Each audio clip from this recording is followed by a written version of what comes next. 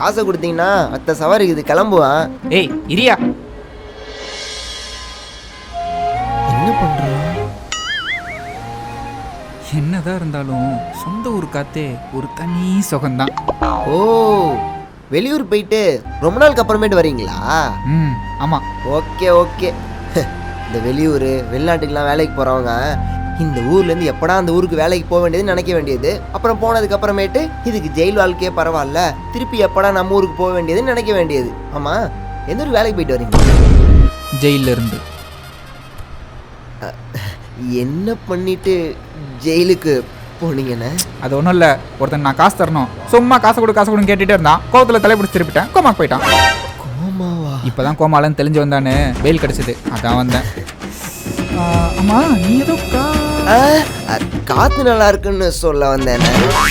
காசை பற்றி எதுவும் கேட்கலையே. நான் என்ன உங்ககிட்ட காசு கேட்க போகிறேன்? நான் உங்களை சென்ட் அவுட் பண்ணுறதுக்காக வந்தேனே. ஜெயிலேருந்து வந்திருக்கீங்க, டயர்டாக இருப்பீங்க, நீங்கள் வீட்டுக்கு போங்க, நான் அப்படியே சவாரி ஏற்ற போடலாமா?